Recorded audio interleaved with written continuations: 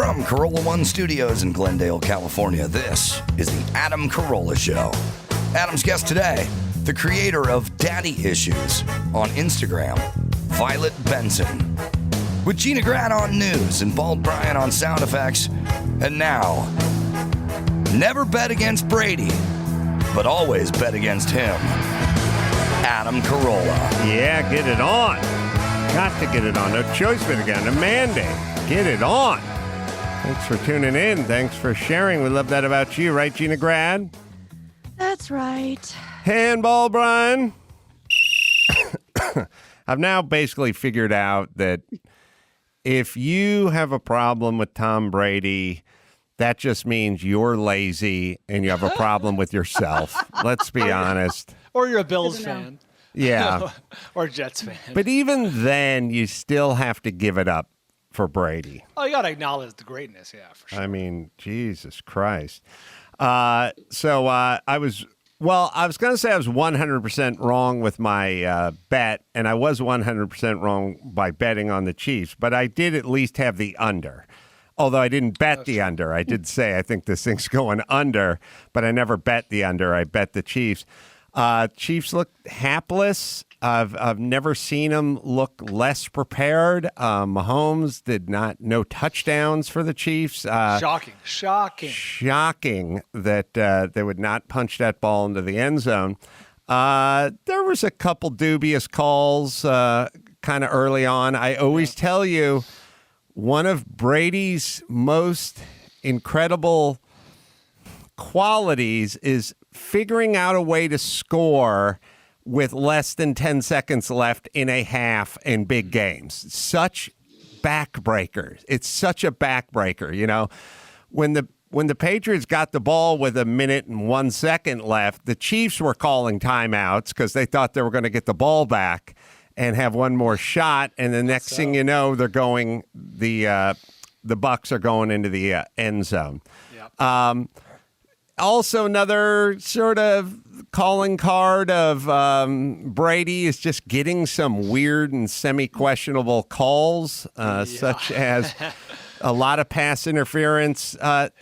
He benefited from this at the end of the game, third down conversion with the Packers, which is whatever happened to the uncatchable ball. One of his PIs in the end zone, that ball looked like it just sailed out of the back of the end zone. Sure. That did not look like a catchable ball. The one that got him down into at least field goal range at the end of the half, that ball may have been uncatchable as well. But also a flag they stopped throwing, which is when the DB's legs would get tangled up with the wide receivers. They used to call that as pass interference. They stopped several years ago, but they dusted it off in this particular case. And I think it's because their legs got tangled up, and as the DB was falling, he put his hand out and touched a receiver, and I think that's what they called. But none of these calls individually a game-changing call, but the accumulation, but at the same time, you got to make the plays, and the Bucs made the plays. They definitely made the plays.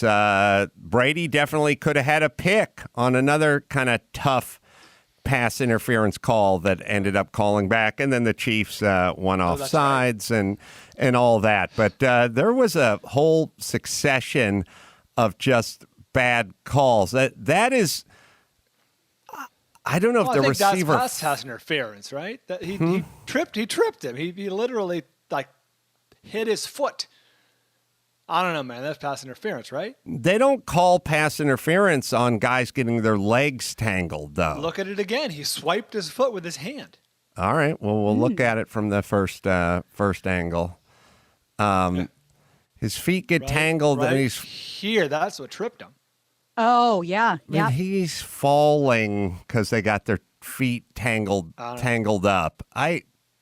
He also flopped a little bit. I don't know why he sold it for needed to go down that way, but they don't. I would say 8 or 9 out of 10 times they do not call that pass interference. Not in a big game. Yeah. Not when you're trailing the guy and your feet get tangled. And yeah, he was falling, but as he was falling, his foot went down, but he didn't slap at his feet or anything. He was just falling with his hands forward. I do not think that is pass interference at all.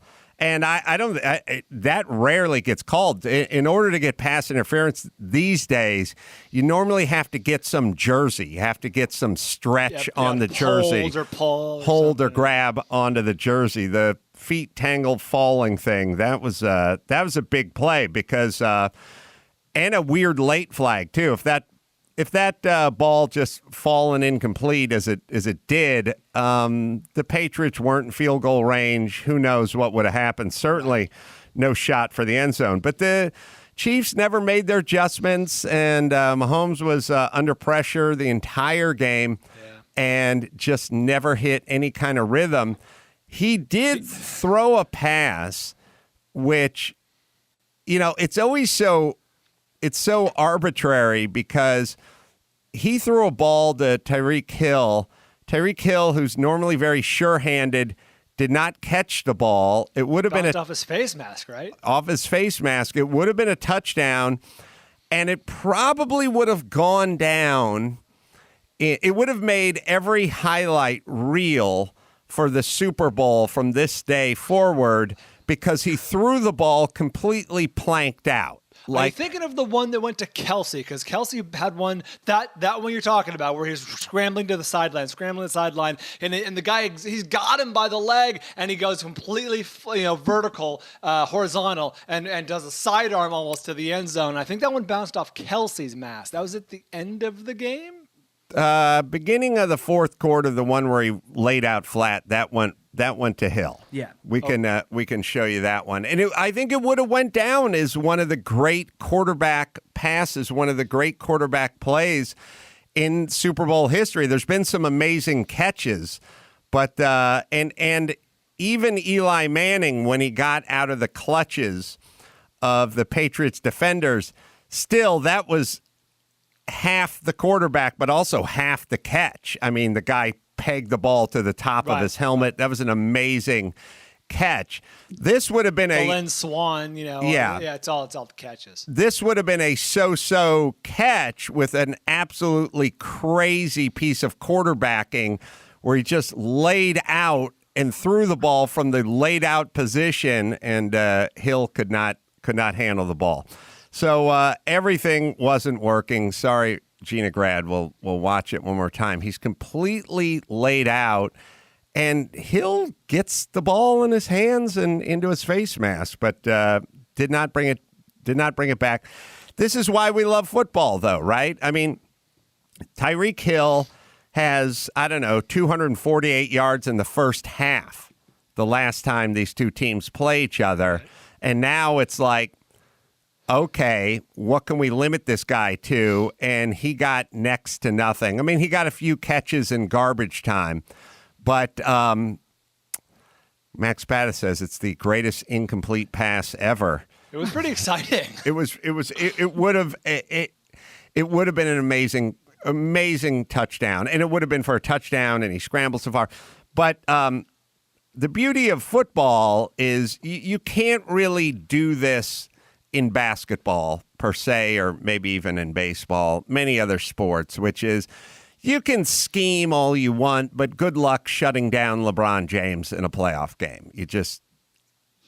The beauty of football is the Bucks schemed, and they put together a defensive plan, and they shut down Tyreek Hill and Mahomes, the most dynamic passer receiver duo in the league, and they were just completely taken out of the game. And that's all just scheming. It's not personnel.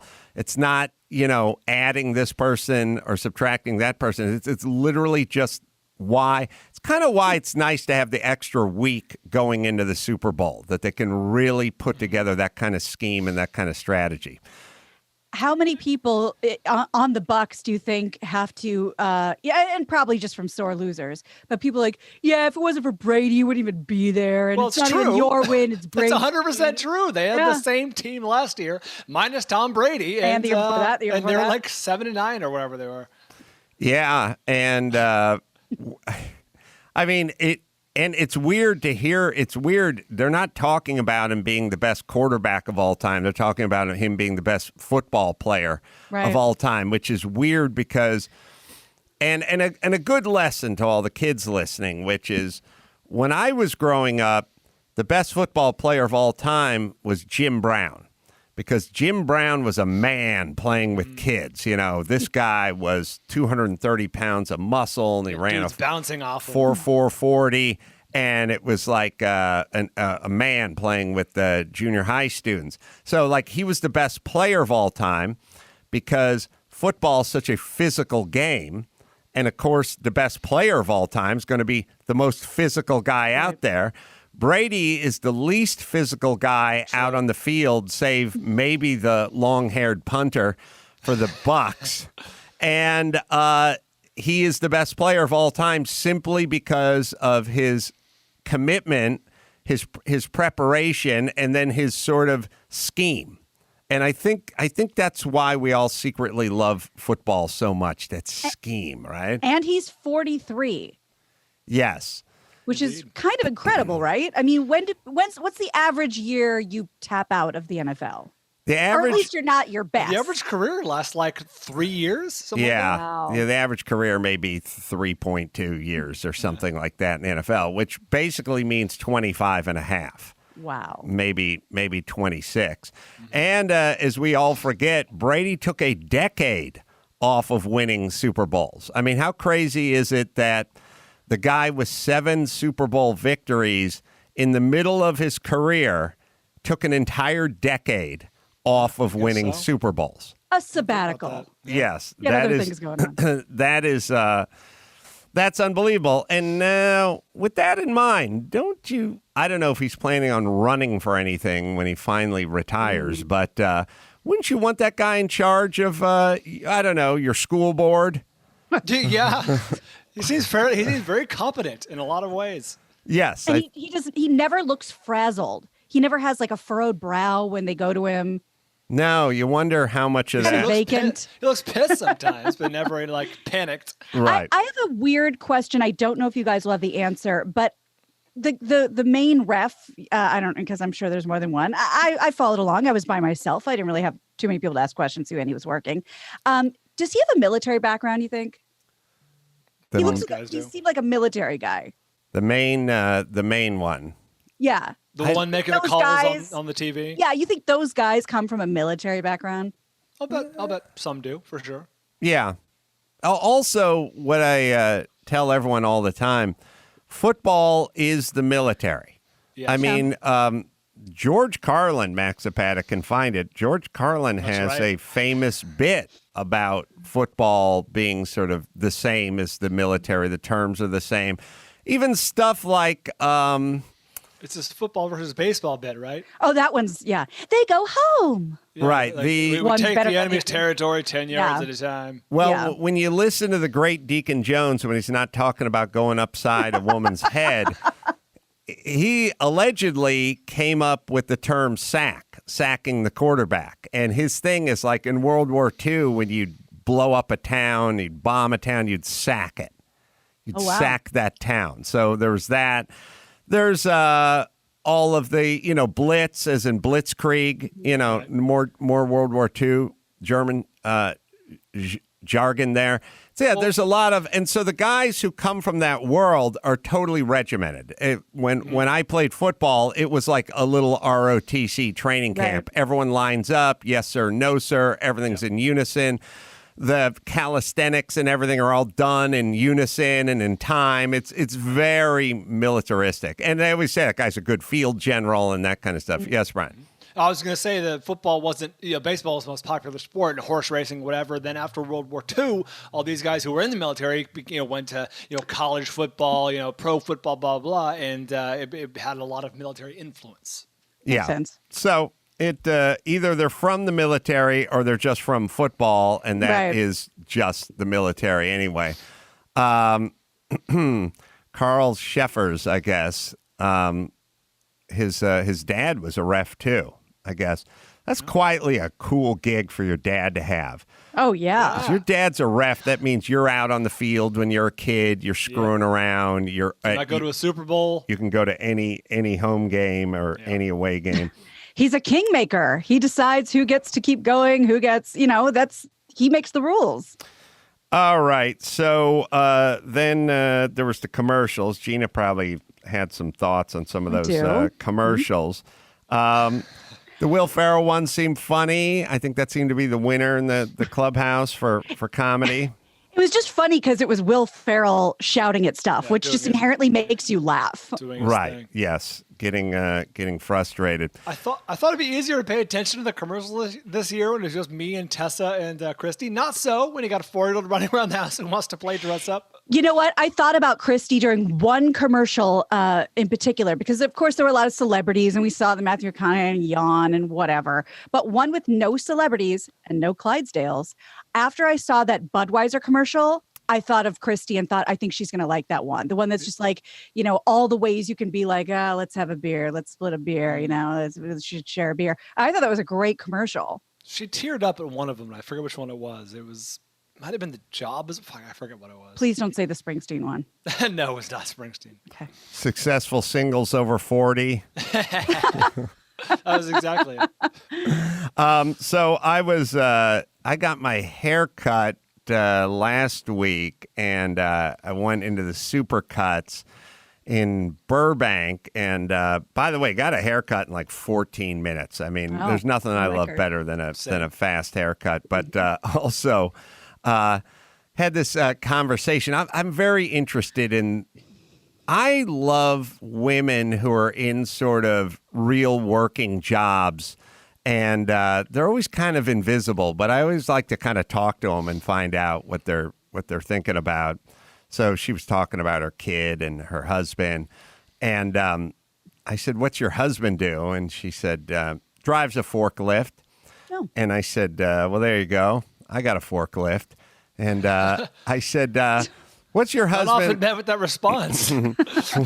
What's your husband thinking about doing? Like, does he aspire to something? And she said, I think he wants to be the best forklift operator ever. And I was like, that's a happy couple. Hell yeah. Hell yes. This guy's happy driving his forklift, although he wants to be the best. And she's cutting hair in Burbank at the Supercuts. And I just said, they're happy. And then I said, so who looks after your kid? You're at Supercuts all day. Your husband's out engaged in a propane-powered ballet where he's magnificently operating this forklift. And she said, "Oh, my mom watches our kid during the day. She's the best." And I thought, this group is happy. And I thought, he's probably not getting rich driving the forklift. She certainly ain't making a ton of dough, especially with my 7.5% tip. But this is a happy couple. She's grateful for her mom. Her mom is watching the kid. The kid gets to be with grandma, and both parents are out busting their hump all day. But occupied, engaged, and happy. Oh, we have the minute 20 George Carlin clip Max Zapata summoned from the internet. Well, here it is. And finally, the objectives of the two games are totally different. In football, the object is for the quarterback, otherwise known as the field general, to be on target with his aerial assault, riddling the defense by hitting his receivers with deadly accuracy, in spite of the blitz, even if he has to use the shotgun. With short bullet passes and long bombs, he marches his troops into enemy territory, balancing this aerial assault with a sustained ground attack which punches holes in the forward wall of the enemy's defensive line.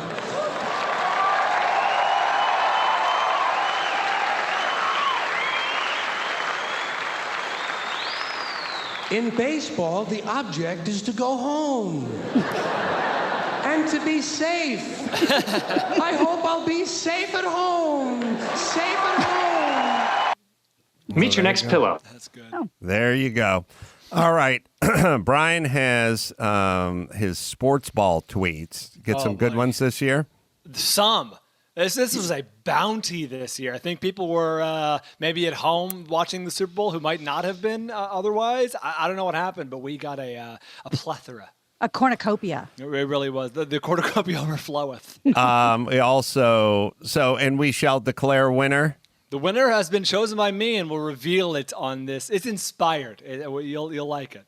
All right, good. First, I'll tell you about Solo Stove. Humans didn't invent fire, but we figured out how to tame it. Oh, and Solo Stove just took it to the next level, man. Solo Stove. Enjoy a roaring fire without the smoke. Extraordinary heat, no messy cleanup or shower to scrub the smoke smell from your hair. I have had one of these babies for a while. It is stainless steel. It is beautifully manufactured. And especially now it's getting a little cold outside. You can fire that baby up. Like I said, it's stainless steel construction, so it's not going to rust if you leave it outside. Regulates airflow to burn more efficiently. Easy to light with just a few bits of starter. Wide range of portable products fit any size and any occasion. Lifetime warranty for every purchase. It is Solo Stove, right, Dawson? Go smokeless with Solo Stove and get 25% off your order all February at solostove.com, plus an additional $10 off when you use promo code Adam at checkout. That's solostove.com for 25% off your order, plus an additional $10 off when you use promo code Adam. All right, we got a story out of the New York Times, which is Donald McNeil Jr. got shit canned after 45 years of being a stalwart reporter for the Times. Well, he resigned. He must have done something. He must have done something insanely egregious, and we'll all agree on it. He was forced to resign. To me, it's not. Well, forced to resign is the one part, and then there is the apology, which I always like. But 45 years that guy's been there. He was their COVID reporter. I think he'd won a Pulitzer, and now was it the COVID reporter for 45 years? Yes, that's what I was thinking. 44 years. He was on this story years before anyone even knew what it was. Wow. So he has been forced to retire. But why, pray tell, Dawson, was he forced to retire? He wrote this to the Times, to the staff of the Times. On a 2019 New York Times trip to Peru for high school students, I was asked at dinner by a student whether I thought a classmate of hers should have been suspended for a video she had made as a 12-year-old in which she used a racial slur. To understand what was in the video, I asked if she had called someone else the slur or whether she was rapping or quoting a book title. In asking the question, I used the slur itself. I should not have done that. Originally, I thought the context in which I used this ugly word could be defended. I now realize that it cannot. It is deeply offensive and hurtful. The fact that I even thought I could defend it itself showed extraordinarily bad judgment. For that, I apologize. To the students on the trip, I also extend my sincerest apology. But my apology needs to be broader than that. My lapse of judgment has hurt my colleagues in science. The hundreds of people who trusted me to work with them closely during this pandemic, the team at The Daily that turned to me during this frightening year, and the whole institution which put its confidence in me and expected better. So for offending my colleagues and for anything I've done to hurt the Times, which is an institution I love and whose mission I believe in and try to serve, I am sorry. I let you all down. I hope this probably 70-something-year-old person learned their lesson. Yeah. You know what? I get the slot machine ready, Brian, because what I'm assuming they said is if it is heartfelt enough, you will walk away with a big bankroll, huge severance, all your 401k, but it has to sound like you mean it. Well, the Times is basically saying, look, it's not. We don't care what the intent is anymore. You said the word. And who told them? He was on a trip in Peru. Somebody on his trip, by the way, he took. You want to talk about ungrateful students? You take them on a trip to Peru and they fucking narc you out. Turn on you. Yes. The Daily Beast broke the story. And he was asked the question. Okay. First things first. Everyone's going into the cornfield at some point. You don't think your hat is in the ring to go into the cornfield. And the thing that's interesting is he initially said, "Oh, this is nuts. Like, I'm going to fight this." And then the staffers at the New York Times all got together and started, circulating a petition or something. And then it became overwhelming. But there's a couple things that are scary here. First the thing, and I'm sure this guy's 70 and the average age of the person that got him shit canned is 23, right? It's interesting. I was thinking about going into the cornfield. So I was talking about this with Megyn Kelly on her show earlier today. And I always talk about the kid in the cornfield. And then I realized, that's a kid. That kid is wishing the adults into the cornfield. You're a bad man. You're a very bad man. And all the other adults, instead of smashing the kid over the head with a fucking potted plant, go, no, what you done is a real good thing. It's a real good thing, hoping against hope that they don't get wished out into the cornfield next. It sounds like a weird analogy. I think it's completely apt. These are fucking kids that are wishing old people in the cornfield, and the old people are scared. I'm sure Megyn agreed with you. Megyn herself has experienced this. Yes, although she got wished into the cornfield, but she got a lot of cornbread before she left. Oh, yeah. Mm-hmm. See, and that's what I'm talking about. That totally makes sense. Yeah, so I don't know if Dawson had something more to this, but now here's the other scary part. The story was, 150 times employees signed this thing or requested or whatever. What percentage of them really felt fearful of the old man who was working on the COVID case and, I don't know, volunteering to help kids to take them to Peru or whatever, or just felt the pressure to sign it because 3 other people were standing next to their cubicle? This is the scary part. I don't know. You go, we have 150 people that are concerned. Really? Are there 150 people, or are there 4 assholes and the rest don't want to go into the cornfield? Because now you got to decide. When that person asks you to sign this petition, he's going into the cornfield already. Do you want to be next? Yeah, if you don't go along with it. Because we got a second petition, and that's people who haven't signed the first chicken shit petition, and they're going next. Yeah. I don't know why. And by the way, these are journalists. These are journalists. This is how we want to conduct ourselves in a place of journalism. Wasn't this kind of stuff relegated to crackpot religions and cults in the past? Mm-hmm. There's a very culty-like vibe here. Yeah, not the institution that's supposed to uphold, or be the shining beacon of journalism for America. Truth dies in darkness. You know what's funny too is when we were growing up, the 2 worst things you could be is a crybaby and a tattletale. Yes, that's right. And now it's celebrated. Very virtuous. Yes. To be a scared tattletale now will launch your career into the stratosphere. But then I was thinking about it. We all have kids. What about the workplace? What does the workplace hold for our children? What if they would like to go into journalism or anything else? What is this work? The people that are getting this guy shit can probably don't have kids, but they may have nephews and nieces, and they may have kids one day. Is this the environment you would like to set up for your children as they enter the workplace? That we're going to go. Yes. No, go. I was saying, where does it go from here? Well, and you think about, like North Korea or China or Russia, you think of the media, and it's all state run and government run and propaganda. And, I'd love to be able to tell the truth, but I don't want to be put in a gulag. But this is, talk about our alien overlords. We're doing this to ourselves. Why? The do it to ourselves part is the real diabolical part of this whole thing. Well, it's a couple things. If you are going to tout yourself as an institute of virtue, then you're going to have to start killing your own babies. Because if you're going to be the New York Times and you're going to say we're so virtuous, then you're going to have to kill off a lot of these people, a la Al Franken. You know what I mean?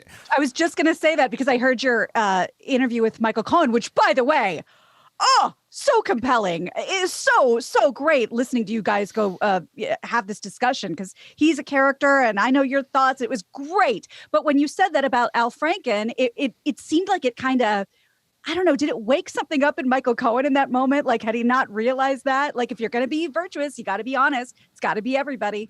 Well, if you're going to accuse everyone else of being misogynistic and you have somebody in your ranks that is being accused of being misogynistic, then you have to purge them, take action. even if it's a 1 out of 10. You know what I mean? It's still, you can't even go close. So you're going to have to start purging your own. And this thing that I've talked about a million times, this intent subject. Intent is everything. It's everything. And we've just decided that this progressive, liberal, friend to all at the New York Times, when first things first, I'm a very much in who threw the first punch. You know what I mean? This guy's sitting there in Peru trying to eat his food essentially with his hands. I don't know what the customs are there, but I bet they're forkless society. And he's there and somebody seeks his guidance. You know what I mean? Someone comes up to him. He doesn't approach the student and say, hey, I'm kicking around some ideas involving the N-word. They come to him and he tries to... Somebody grab that. He tries to be the adult in the room and actually get some... He wants context. Yep. He's like, how did you use this word? Did you use it to attack someone? Or was the person quoting a P. Diddy song? Like, what is the context here? But in our new world order, it doesn't matter what the context is. No. So fast forward to today, and it's like, did you use a racial slur? Right. Yes, but there's no but. Right. Done. And also, aren't we creating a world that I've been complaining about for a while, which is the young high school student goes to the decorated New York Times reporter and says, I seek your guidance. What do you want that reporter to say to that 16-and-a-half-year-old? I don't know. I can't comment on Pick that. up your tray and go sit at another table. Right. Isn't that what we're getting? It's kind of that same thing of the boss doesn't want to go out to lunch with the attractive new female employee because they don't want to be accused of, which just is going to end up being not going out to lunch and guiding the new female employee. It sets the movement back. Yeah, so Adam, the Times executive editor, Dean Baquet, so he previously said that McNeil should be, quote, given another chance because his comments were not hateful or malicious in intent. Then he got a letter with over 150 New York Times staffers saying stuff like, our community is outraged and in pain. In pain! They're in pain! Yeah, despite the Times' seeming commitment to diversity and inclusion, we have given a prominent platform, a critical beat covering a pandemic disproportionately affecting people of color, to someone who chose to use language that is offensive and unacceptable by any newsroom standards. And then so Dean writes, the executive editor, he writes a message to the staff later saying, we don't tolerate racist language regardless of intent. Regardless of intent. There should be a line in the sand at some point where the executive editor's like, this is the policy. Fuck off if you don't like it. Because at the end of the day, the New York Times is still the New York Times. Like, people want to work there, especially aspiring journalists. Like, I can't imagine a lot of these 100+ employees are hard to replace. I mean, I'm sure there's a couple in there, but like, this is the policy. This is where we stand. If you don't like it, get out, go work for somewhere else. Well, there are also kids who need guidelines, and guidance and rules and structure. And someone should have said, hey, I'm in charge of the Times. You are not. I understand how to apply these rules. Thank you for your input, but it shall be ignored. And yes, and there are other companies who have stricter policies. If this is important to you, if this is a make or break for your employer, by all means, find them. Right. Although the percentage of the 150 that would walk out of the New York Times based on that, Very I say low. is way less Very than low. 3%. But Hey, yes. question for Bryan.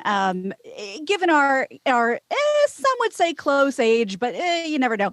Wouldn't you think that the two of us, a decade or so? Yeah. Thank you. Aren't the two of us kind of the last chopper out of Nam when it comes to college professors? I mean, we would be able to have that conversation and we would push because we're 19, 20 years old and we're in the, arts department, and they would push back. And I would look back as an adult going, God bless that professor. I've never learned so much from a human being than Dr. Ron Willis. rest in peace. He's the best. And now these tenured professors that are the gold standard of how to think critically, do they even exist? Yeah, one of my favorite professors from SC, scandalously tenured many years, decades, scandalously had to leave the cinema department because he apparently a couple years ago said something that was reported by a student. You know what I mean? And he's a flamboyant fellow. He confirmed bachelor. He liked to express his mind, and apparently expressed it a little too expressively. And one of the students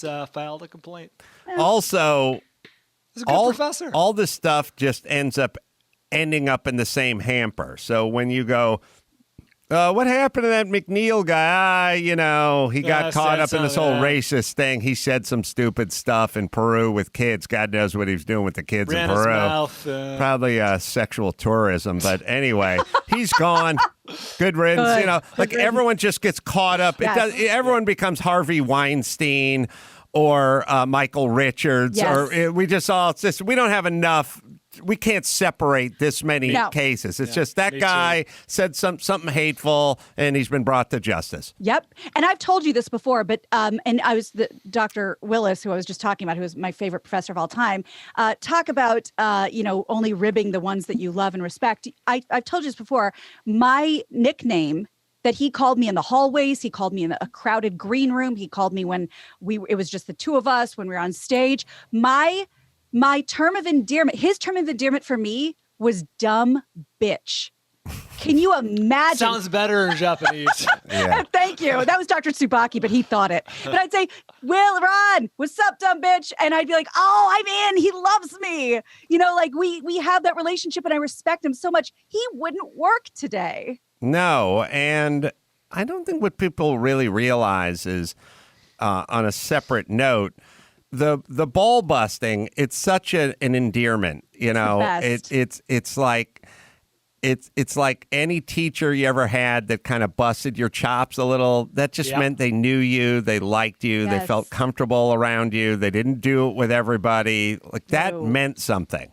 This professor who I just talked about, who had to leave in semi-scandal, my freshman year, made me stand up in the middle of a 250-person class and repeat a line. He was a cinema professor, repeat a line from a movie. He was like, who here knows the line? I raised my hand. He's like, say it. And I started saying it. I was, no, stand up and say it. He was giving me the business. Yeah, that would not.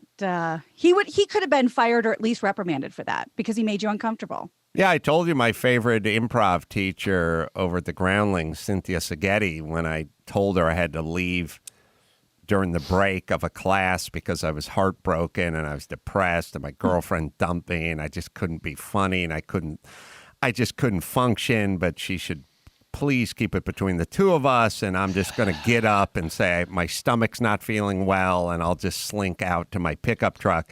She just got the whole class together and she said, Adam wants to leave. Adam wants to leave because his girlfriend dumped him. Boo-hoo. He doesn't think he has to be funny. So what happens, Adam, if you make it to Saturday Night Live and your girlfriend dumps you? You don't perform that night? How does it work? Where you're feeling a little discomfort or you want to cry, you're feeling emotional? I was like, oh, God damn it.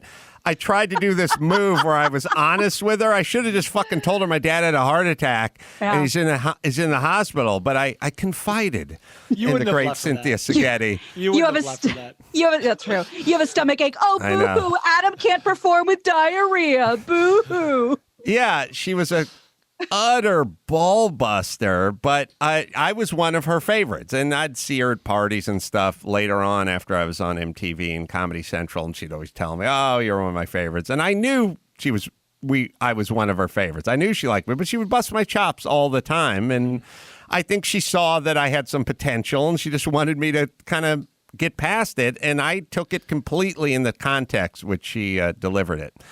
All right, shall we do Sportsball tweets? Let's take a quick break. We'll come back with Brian's Time to Shine right after this.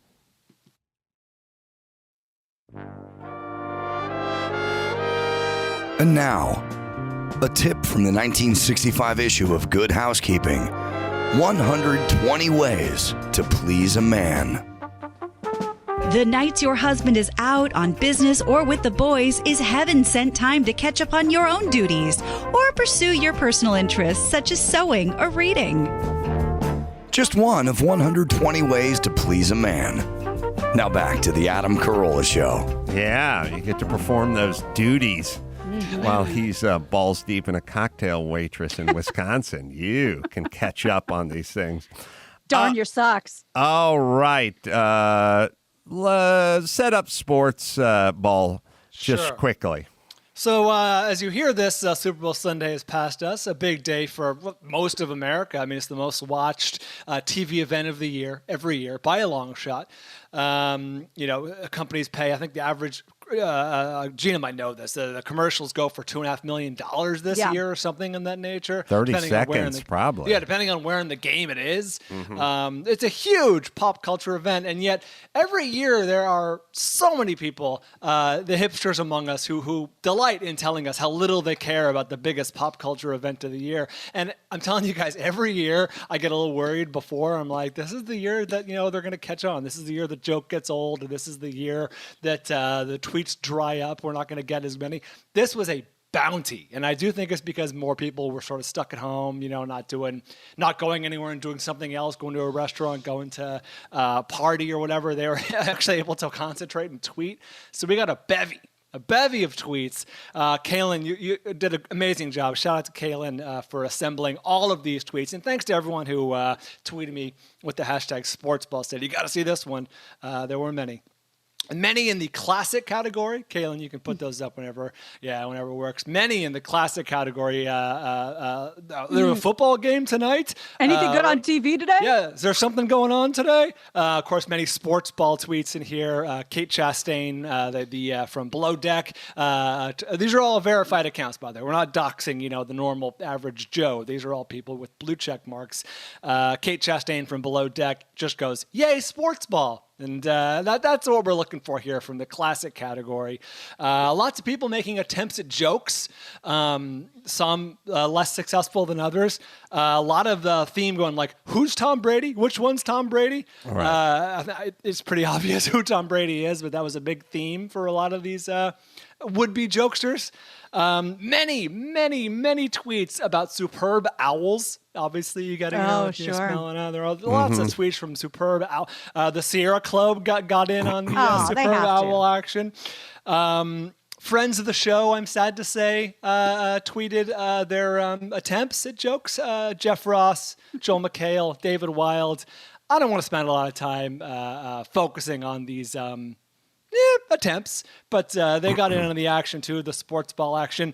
A lot of corporate tweets from non-humans. Grover tweeted from Sesame Street.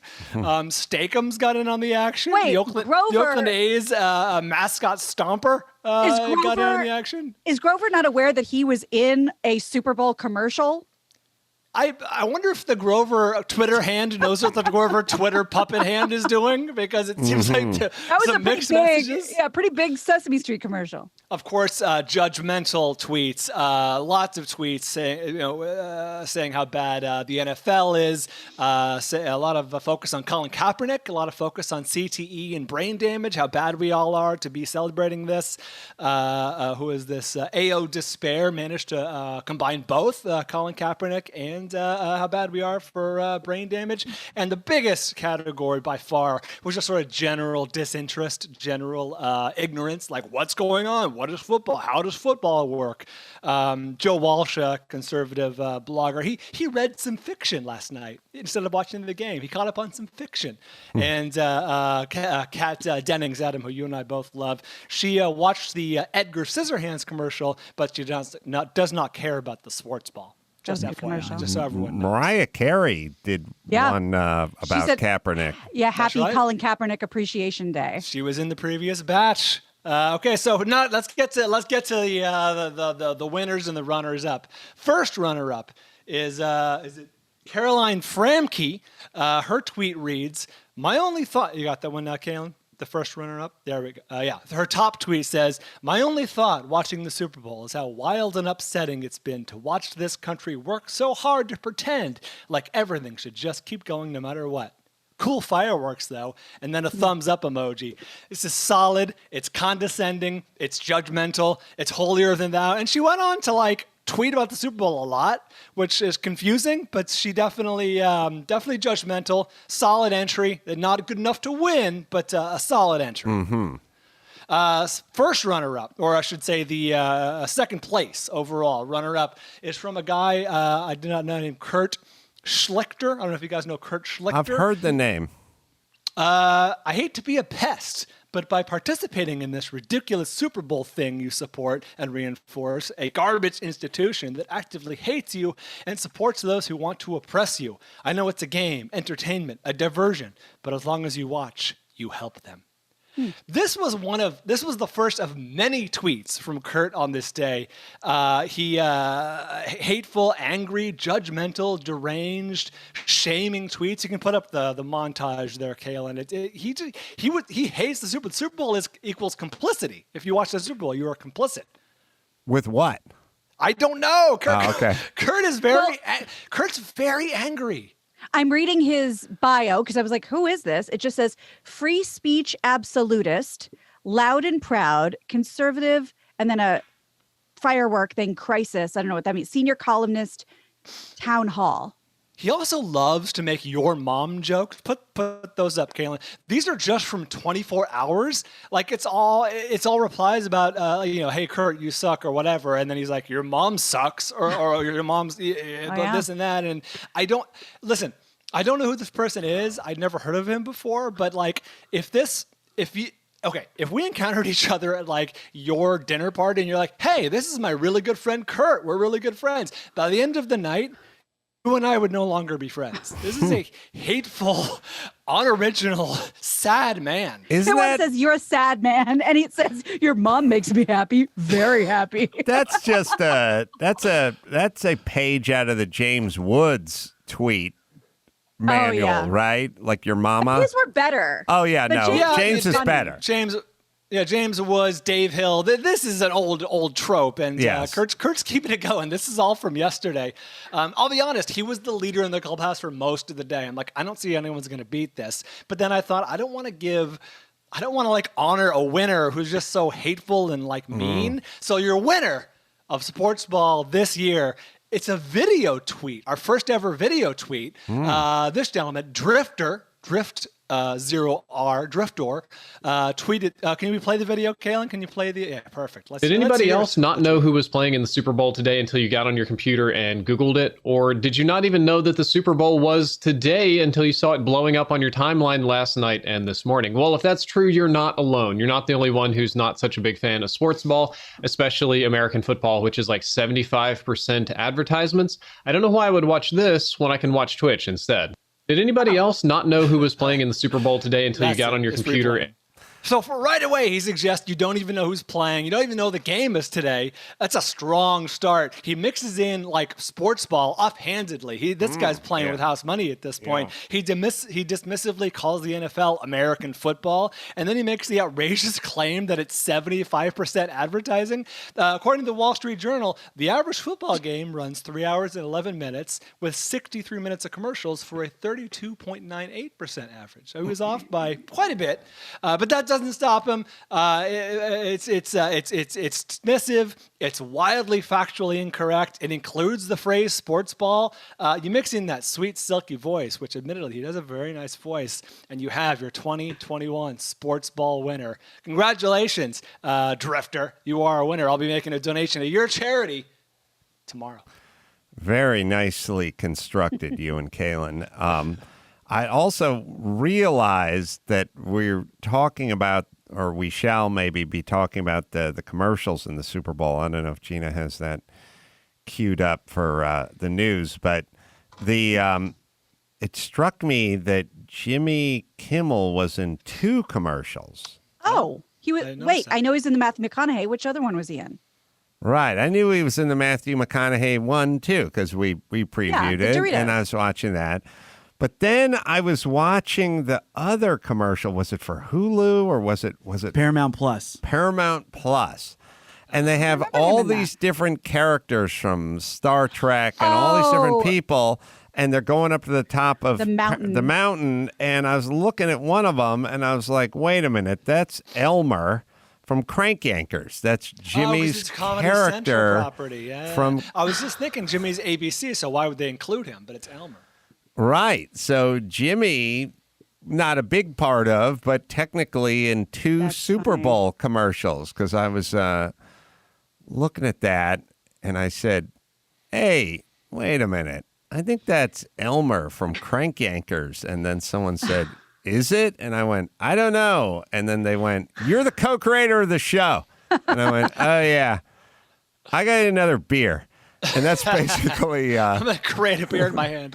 that's how it worked. But it did strike me that the Elmer Crank Yanker puppet was off with and I think he spoke in it, or you could hear him speaking in it as well. Let's see if we have that. Oh, Dora the Explorer. Ugh. Favorite.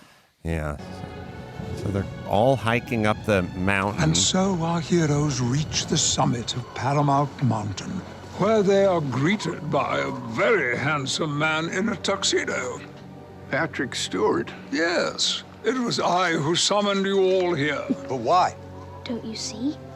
This is a metaphor for how we're all streaming on Paramount Plus now. Bingo, genius. Sorry, we climbed all the way up this mountain for a metaphor. Well, some of us did. Well, it is elegant storytelling. It's a little complicated. I lost an arm. I lost a glove. I'm going home. Oh, silly goose, you are home. We live here now, on Mount Paramount. Isn't it glorious? What are we supposed to do up here? Well, there it is. We Yeah. dance. That's great. Sure. Let's make it. Did Jimmy sort of fashion that one out of that character was about his grandfather, or fashioned after his grandfather.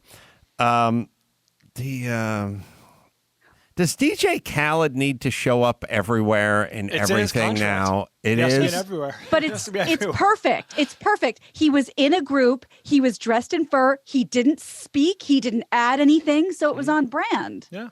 Ugh. All right. So that's Sportsball 2021. Thank you, everyone who tweeted me the sports ball. Yes, it was a labor of love collecting all of these ridiculous tweets. Thank you. Violet Benson, who has a very interesting story. She was born in St. Petersburg, Russia, grew up in Israel, Gina grad, moved to Los Angeles at 14, and was named the Instagram meme queen by Vanity Fair. Has Instagram account with over 4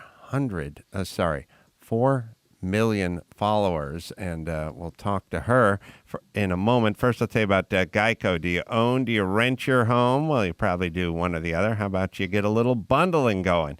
Take your homeowner's insurance or your renter's insurance and bundle it up with your automotive policy. Where do? You do it at Geico. So go to geico.com, get a quote, see just how much you could save when they make it easy for you to bundle.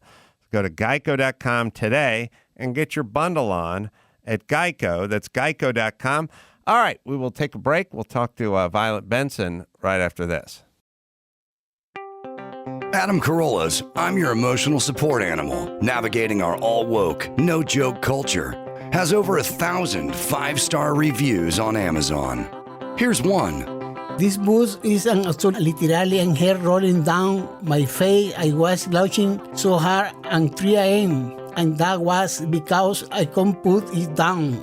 That's pretty much what everyone's saying.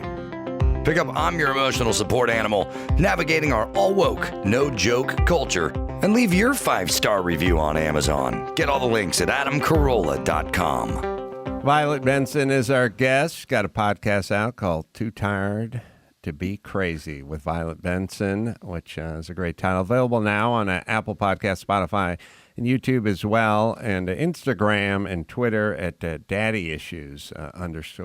Good to see you, Violet. Hi, good to be here. So let's talk about your improbable story of growing up in, or at least being born in Russia, moving here at what, 14? You moved to Israel first, and then to Los Angeles. Yes. So family wanted to get out of Russia, had to get out of Russia. I think they were dying to get out of Russia before they were going to get murdered and die because we're Jewish. So it's like a thing where communists hated the Jews. I mean, Russians hate everyone. Yeah, it makes sense. They're the last of the crazy white people. Yeah. I didn't know that the Russians were so anti-Semitic. Well, I guess I did. I guess I should have known that in the semi-modern times, because I mean we're talking about 1995 or something like that. Yeah, and plus when my father was growing up, because my dad looks more Jewish and he's also like brown skin and he looks very Jewish. My mom looks more like me, so she definitely had different upbringing. Now Russians are definitely less hateful. Now they'll instead of like wanting to murder you, they'll just say, if I say I'm Russian, they'll just say, you're not Russian, you're Jewish. I'm like, okay. Yeah. Good that job. Yeah, they still look back at the pogroms as like the heyday. Like that's when Russia was great, I think, in terms of this type of anti-Semitism.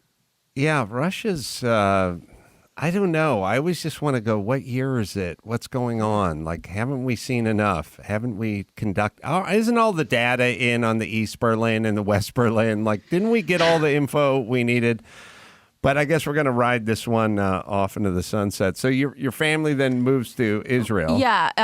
There was a moment in time during communism in Russia where they opened the gates and they were allowed people to leave legally. So we kind of had a small window. And my parents applied in a few different countries, Canada, the U.S., and Israel. And Israel was the only country to accept us. And Israel actually accepted a lot of Russians who are also not Jewish. That's why like Netanya is kind of known as the place in Israel that all the Russians migrated to.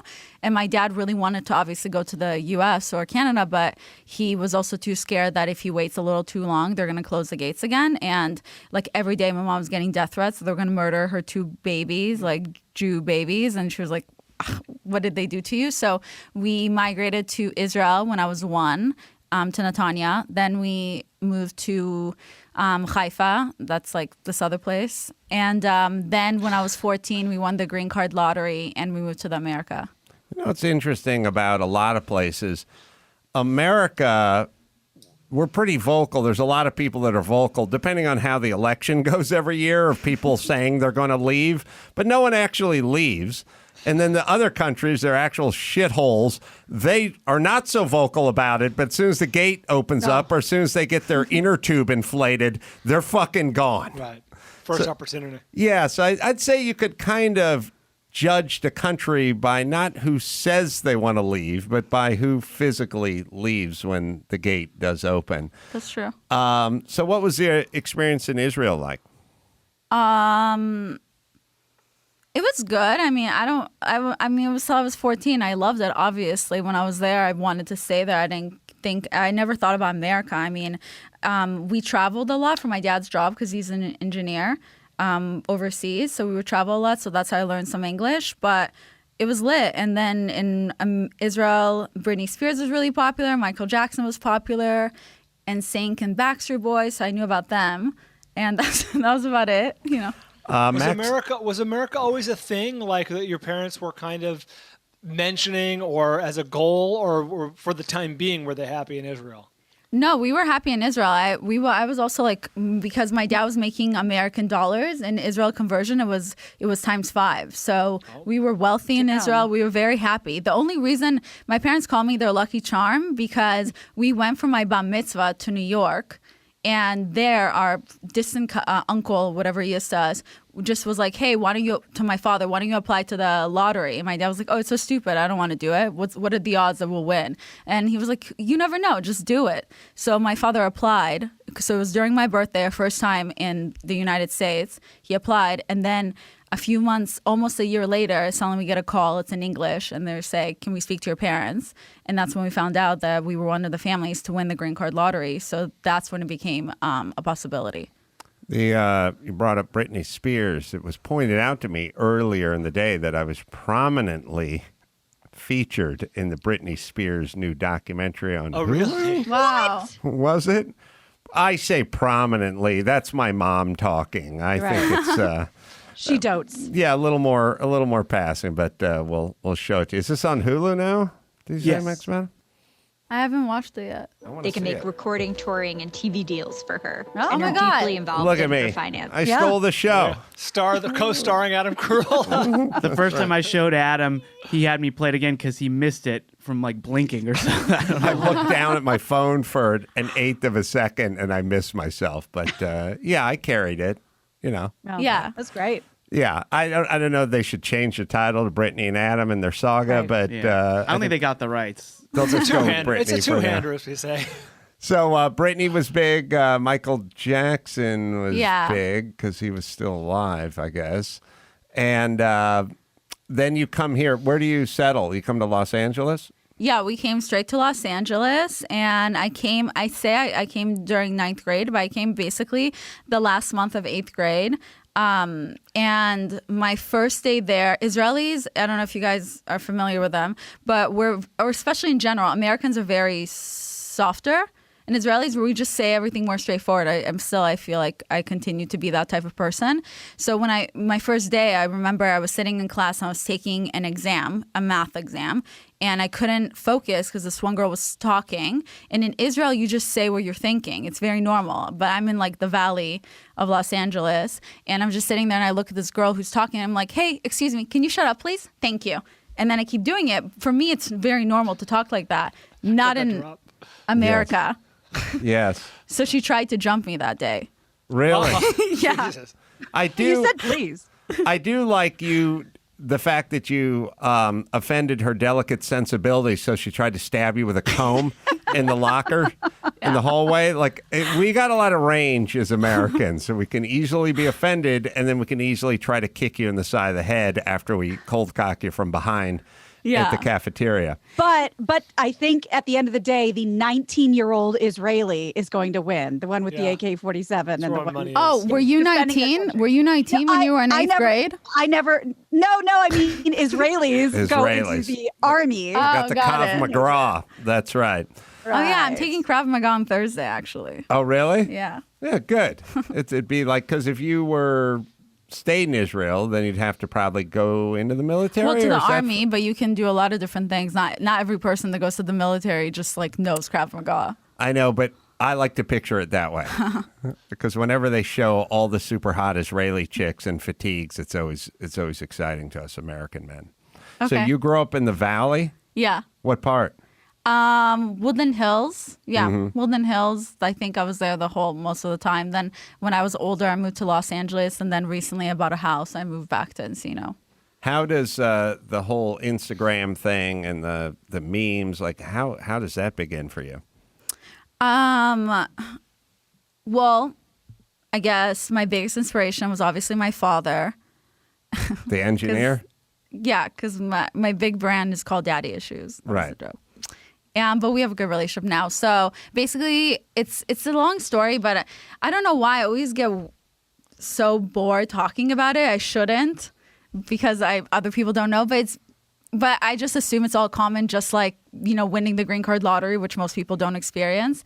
But I was actually an accountant in a big public accounting firm, and I was very miserable at my job, not because accounting sucks, because I have a very immigrant mentality. I've always had that. I think that's why I can relate really well to a lot of other immigrants, where we will try to work. Like, I believe in the American dream. So when I came to America, I got to see my father go from having all this money in Israel and like us making all this money to my father to the conversion rates of dividing all our money, to my father making some investments that he lost. And nobody wanted to even hire my dad when he first came to the U.S. as an engineer in his 50s. So when they came up to him and they said, do you want food stamps? Do you want welfare? My father said, no, I'm going to support my family. And the first job my dad took in the U.S. was actually digging graves as a guy who's an engineer with like so many degrees. The second job he took was a mechanic for Sears, driving the truck for Sears and fixing refrigerators. And then he finally got a job engineer. But the whole time in the U.S., my parents, until this day, have not been able to afford a house in the U.S. But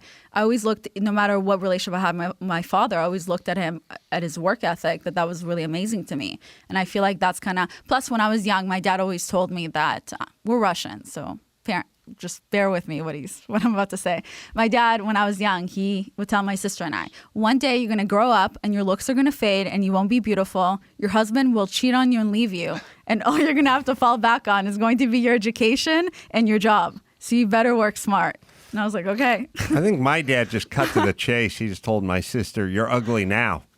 So we don't even have to wait for this grace period where it fades. Violin.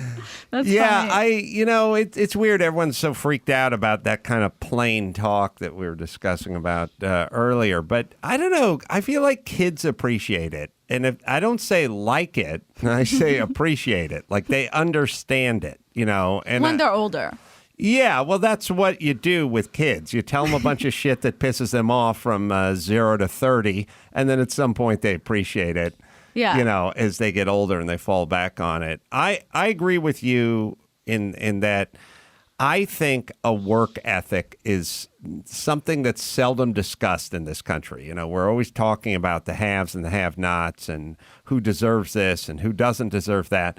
And then we try to impart a bunch of stuff, education and all that stuff. But we don't really get into the work ethic that much. Like, I tell my kids all the time, like, I don't really care what you do, but you better learn how to work. You better not be afraid to work. And I think that that's something, especially for the dad, where you just have to be that role model. Like your dad saying, I don't want welfare, I don't want food stamps, and I may not be able to get a job using one of my multiple degrees, but I will get a job, and I don't care if it's literally digging ditches. Yeah.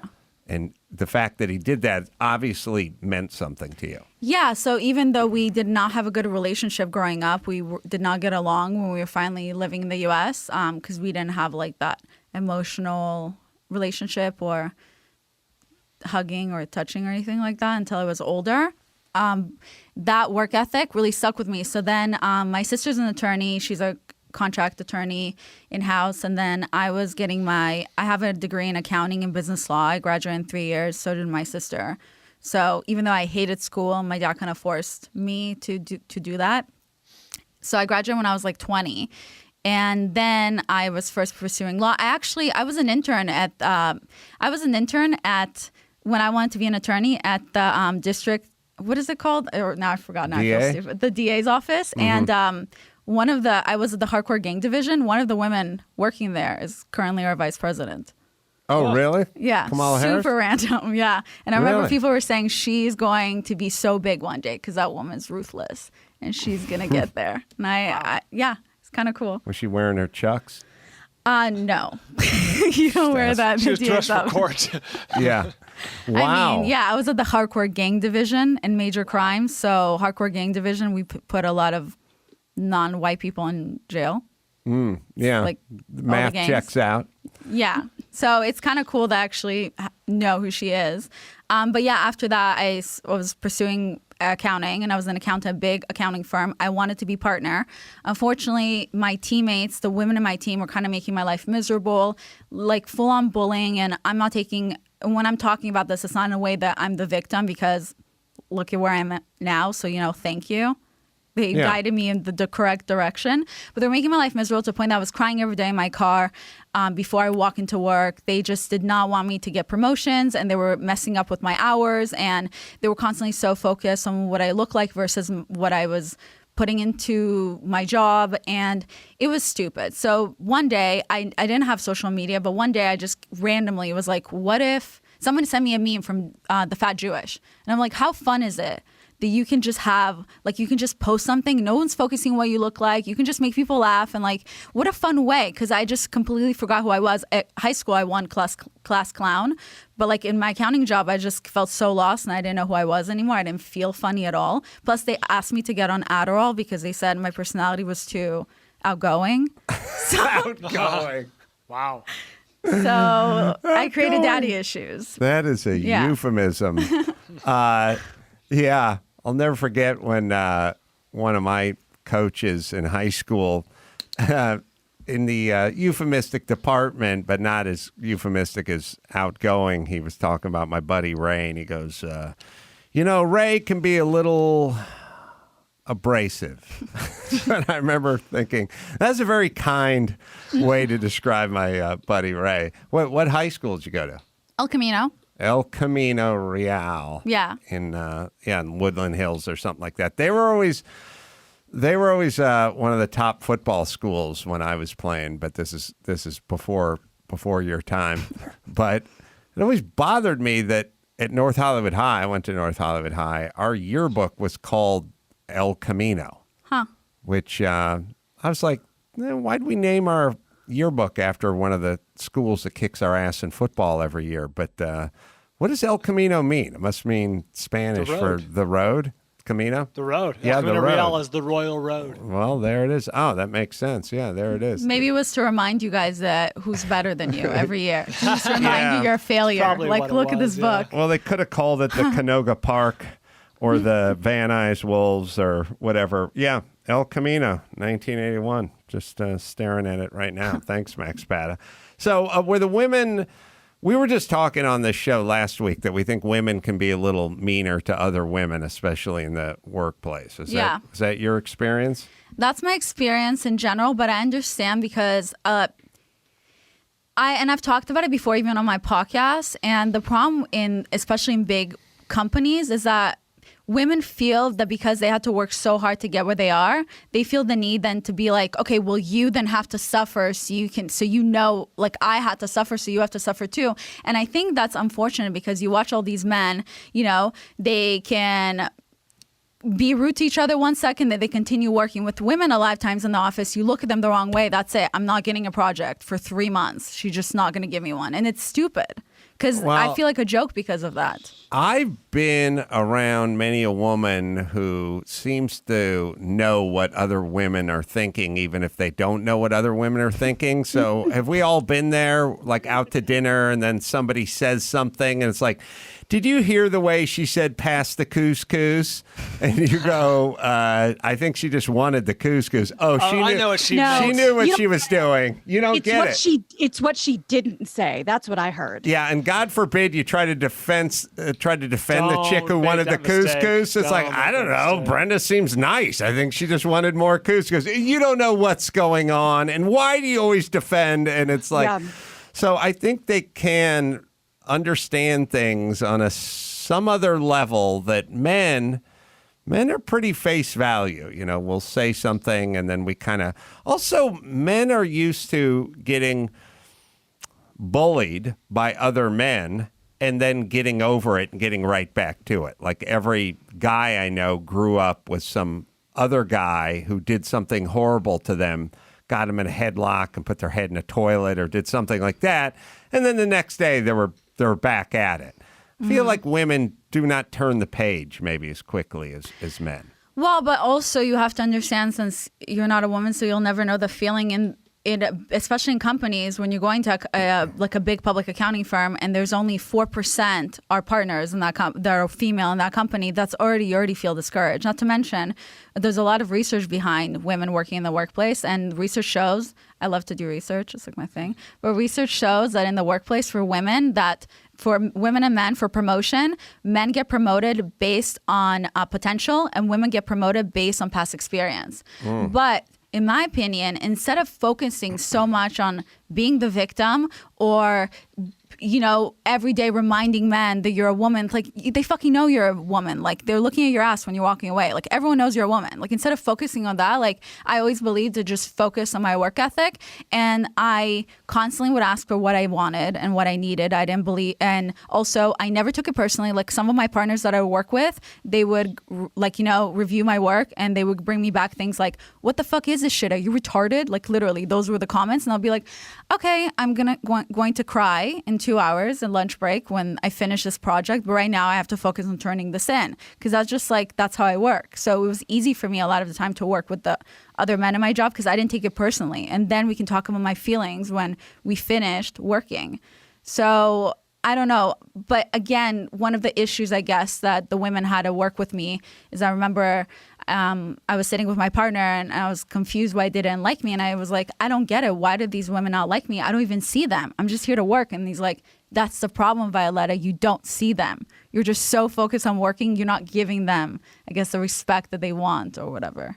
So yeah, I think there's a lot of here's what I need in the workplace with a lot of people, probably a growing number of men these days as well. When work used to just be work. It was just like work. You just showed up, you did your job, you got paid, yeah. You went home. There wasn't that much in... Now it's like politics in there, too. Yes, how much you're recognized or that many other dynamics didn't really used to be at play. But I used to do construction, so there really wasn't anything other than what you did. Yeah. No one really cared about what your mood was or what your even potential was. It was just you had to frame something, you'd frame it, you'd go home. It's overly, I mean, it was so simple, but it was kind of satisfying in that you never thought about what anyone was thinking about or reasons why you didn't do this or didn't do that. It was just all how much framing could you do in an hour, and that was about it. It was like super mechanical. What kind of engineer was your dad? My dad now is a bioscience engineer, and before that he used to be, I don't even know what he did before. He was just like always away. He probably has like a family in China and I don't know about. It also, well, now that you brought it up, I did. You get have a note family from in your China? dad. No, I'm still on the subject with your dad. What I'm saying is and also I always think about these countries like Russia taking the best and the brightest, the most educated and the hardest working and driving them. You know, I think there's a Nazi Germany version of that, with many Jews as well, going and creating the rocket programs that then Oppenheimer that then went back and the atomic bomb and all that stuff. But I mean, it just doesn't seem like a good business model to take educated, hardworking contributors and then make them feel unwelcome and drive them out of your country. Yeah, but I mean, it worked out for us. But my father used to also win math competitions in Russia. In Russia, like, everyone's good at math. And he would win like #1. He's so smart. I wonder if that's why. Is that why chess is a big deal over there, you think? It used to, actually, I'll tell you some research about chess. Please. Just love research. Chess was actually invented in India. Everyone thinks it's in Russia just because of that one show. Chess was invented in India. It got really popular in India, and then it started to migrate to Eastern European countries, which fell into Russia. Because Jews were stuck in Russia, they started winning the chess competition. So actually, all the competitions that were won by Russia were Jews playing chess. And the reason in that show, what is it called? The show, the Queen's Gambit. The Queen's Gambit. The reason that show, they show that there's the KGB that follows that one guy that's really good at chess everywhere when he's traveling, is because that was actually in real life, that the KGB would go everywhere with the Jewish people that are winning chess so they won't escape, because Russia was so terrible. So it was in order for us not to escape. And then when Russia opened their gates and Jews were allowed to finally leave to other countries, Russia never won chess again. And now it belongs to somebody, and some like 20-something-year-old just recently won. I forgot which country he's from, but like somewhere where blondes live. Yeah. Redondo Beach? I don't know. Yeah. All right. So, Violet, why don't you hang out, and then we'll take a break, and we'll do some news, and we'll just jump in on... yes, sorry. Magnus Carlsen. I think we can all assume he's blonde because he is. I want to say this about those Nordic countries. If you guys are now winning the chess competitions and were formerly dominant in the strongman competitions, you are superior to all other nations. You're going the right direction. He's Norwegian. If you take a pony keg filled with cement and throw it over a 20-foot wall, and then the next day your brother wins a chess competition, that is a well-rounded game for a nation. We're all all right, playing catch up. We'll take a quick break. We'll come back, do the news with Gina and Violet and Bald right after this. Give me the news with Grad, news with Gino Grad, breaking, viral, weird crime, protest, politics. Give me news with Gino Grad, stuff they saw on TMZ, Joe Biden, Kamala, meet news with Gina Grad.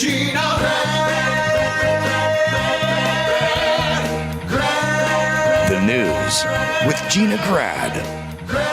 Well, some news I wasn't going to get into, so I guess the breaking news is I'm going to fucking kill Dawson for putting this earworm in my head. But there is one standout commercial from the Super Bowl that is definitely the most irritating and definitely, I would say, divisive, but I don't know anyone who likes it.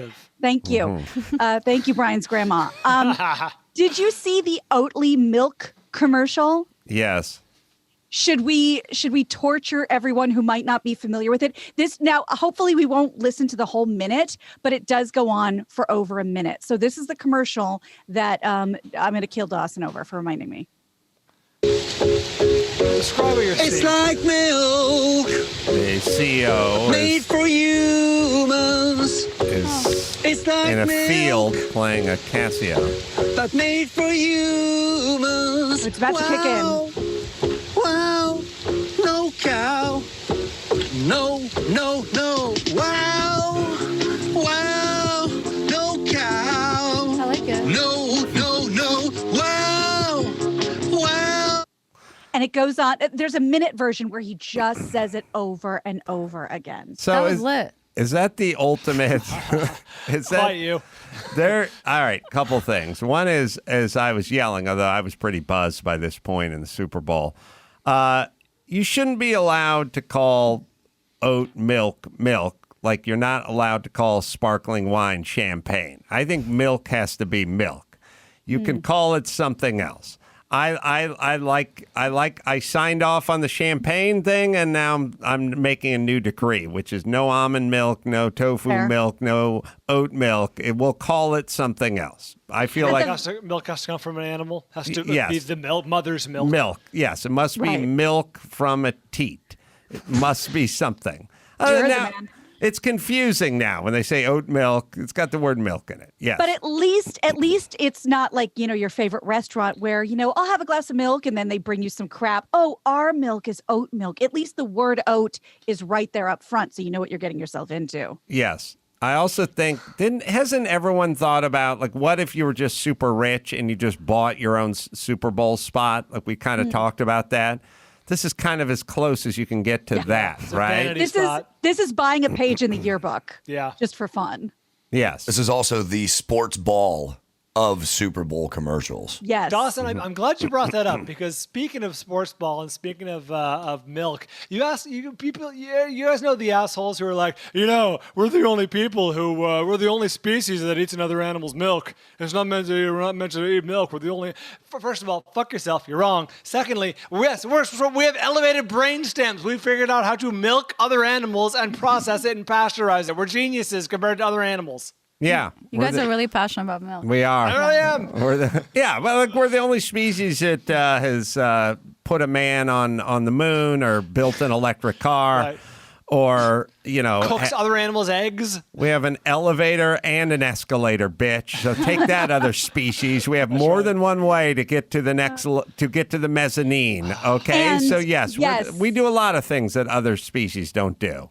And people who say that don't watch any of those videos that are always shared on Facebook that make you cry by the end of it. That's like, this abandoned deer was allowed to suckle from a mama bear while she was nursing her cubs. So, Exactly. they'll Milk's do milk. it if they have Milk's to. milk. Yes. I mean, obviously the commercial did a good job because here you got guys sitting talking about it. So great marketing. Yes. That's absolutely right. Speaking of So that, did Jeffrey Dahmer's publicist, because we all know his name. speaking of that, can anyone tell me, and this is not a quiz because I don't know the answer, what Maya Rudolph's commercial was promoting with the 3 Maya Rudolphs on a horse? Yeah, I don't know. Also, idea. who's buying oat milk who's watching the Super Bowl? I mean, I feel like everyone is just drinking scotch and beer at that point, but okay. Yeah, I don't know what that Maya Rudolph one was. No idea. So moving on to some, call it Hollywood gossip for lack of a better word. Armie Hammer has been dropped by his agency, WME.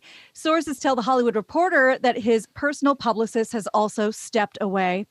Last week, Hammer exited a project called The Offer, which I think we've talked about. That's a Paramount Plus series about the making of The Godfather, which I'm very excited about. Before that, The Hollywood Reporter says he was forced to resign from the Lionsgate romantic comedy where he was going to be opposite J-Lo. Josh Duhamel replaced him in that movie. Hammer's string of exits, if you don't remember, comes from these weird texts, allegedly unverified, about his lust for, certain sexual fantasies, cannibalism. Several other women have since said they experienced similar exchanges with him. He's denied it. I don't know. What do you think, Violet? Oh, so, by the way, I have a pocket in my shirt. I keep chocolate in there. Oh, okay. You eating that now? Sorry for turning to you. There's nothing worse than eating sweets and then having to swallow it. So you get all the calories and none of the satisfaction. But I don't know what to think of this story. Are these texts that people have gotten hold of? How were they? What was intercepted? They're saying he was saying things like, "I want." The only reason I don't normally keep up, I did not watch. I missed the Super Bowl, so that's why I was quiet during that time. Totally forgot it was on. My bad. Foreigners. They have no reverence for our traditions. Sorry. Yeah, well, if there was a Super Bowl to miss, this would have been the one to miss. Perfect. But the reason I know about the celebrity stuff is because I recently did some podcasts and they were talking about that stuff. So with Armie Hammer, he was doing texts like, I want to chop off your leg and eat it, or I want to eat your heart, or I guess there's safe words during BDSM and he stopped listening to the safe words. And also, I mean, everyone's forgetting also about the fact that he cheated on his wife with 1 million women, apparently because of the cannibalism. Like, people completely disregarded even the cheating. It's not even the bigger deal. So, yeah. Well, he was married for what, 10 years? Or has kids? I mean... yeah, he has a family. Yeah. Yeah, I think he was married for 10 years. Yeah, that's right. So now this, and now what? He's banished out to the cornfield. He doesn't care. He comes from a super, super wealthy family. I think they own like oil or whatever. So this man was already born into a super rich family. He has everything. Beautiful, good looking.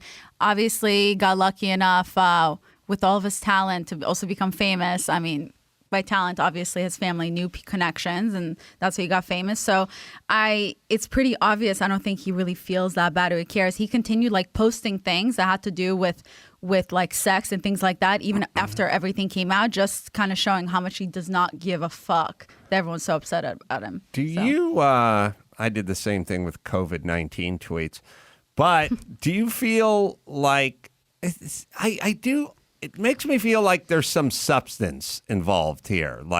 He maybe had a few pops and then sent out a couple of these texts. Like, it just feels like this is the kind of thing you do drunk in your underwear at 4 a.m. This is not sober noon type of communications, or maybe it is. I don't know, but it does feel like there may be some substances involved here.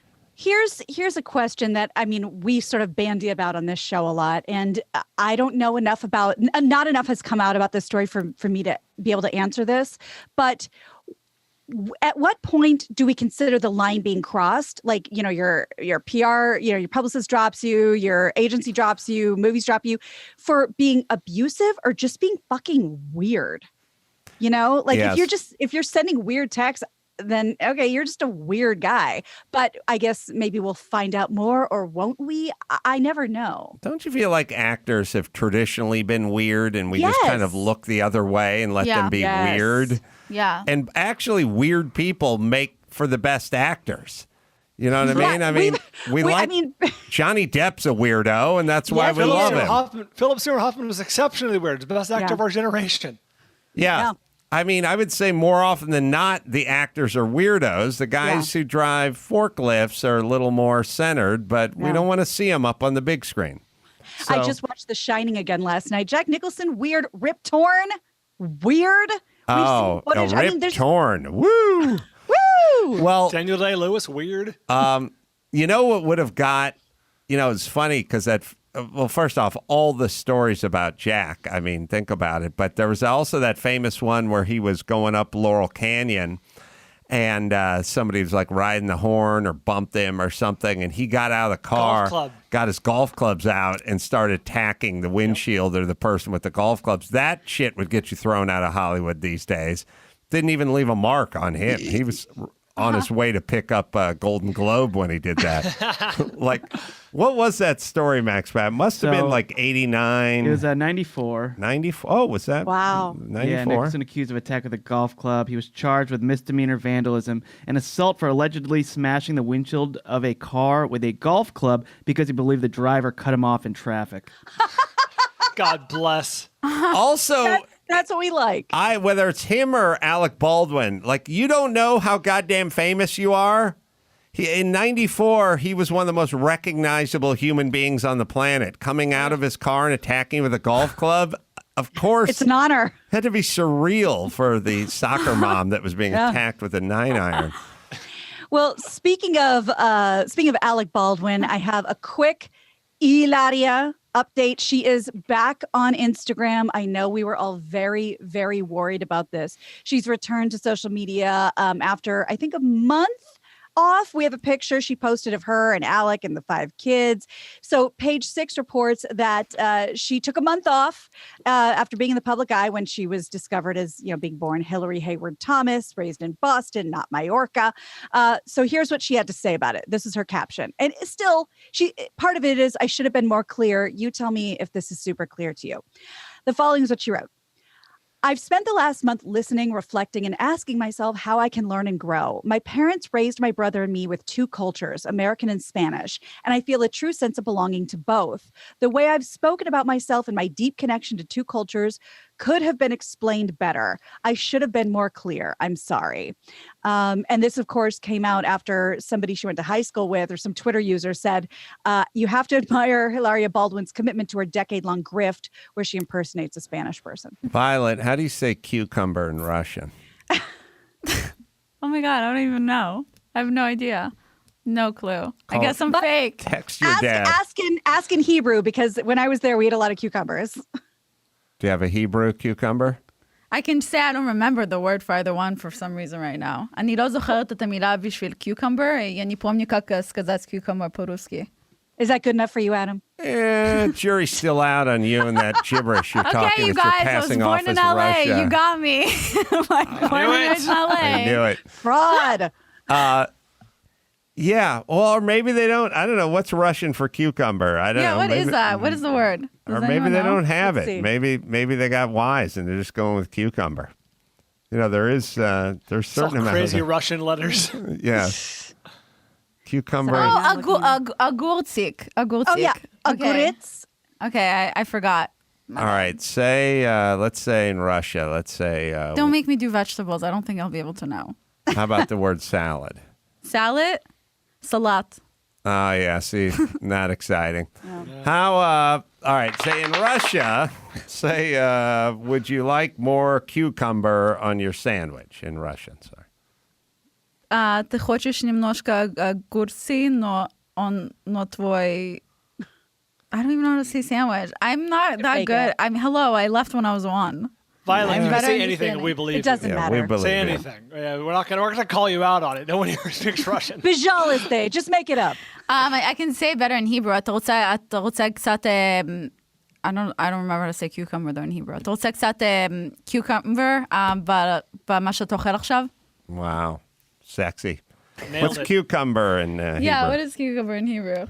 Max Pat is hard at work. All right. So, Hilaria. You guys think Hilaria. Alec Baldwin obviously knew she was lying and he just didn't care because he was trying to bang her and then he fell in love with her and they got married. Obviously he didn't care. He knew. Yes. I doubt Melafifon. Okay. I doubt the ruse gets kept up at home, right? They just kind of talk. Yeah, I would not. imagine. I will keep saying this. I respect him for standing by his woman, throwing himself in her full support. I respect it. I think that's a love that's meant to last.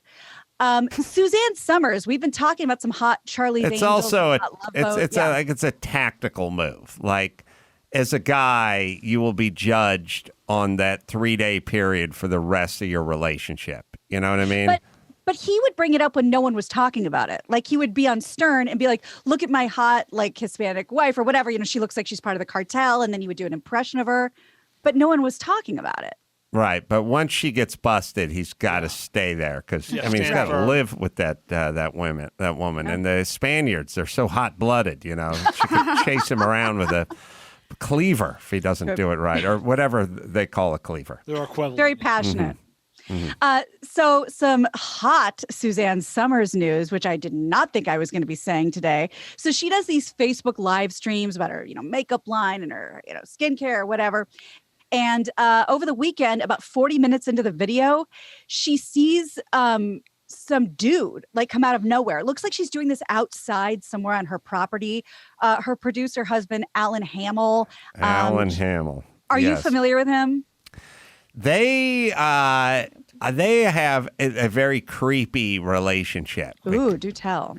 Because Alan Hamill was a guy who was like a game show host. He was kind of a Ryan Seacrest, kind of before Ryan Seacrest. I don't know a ton about him, but he was good looking, kind of Ryan Seacresty kind of guy from the 70s and the 80s. Mm-hmm. Also, I think Alan Hamill was like the spokesperson for Alpha Beta supermarkets or something. He did the whole I'm Alan Hamill and this is Alpha Beta. It was like a supermarket. It was Alpha Beta, right?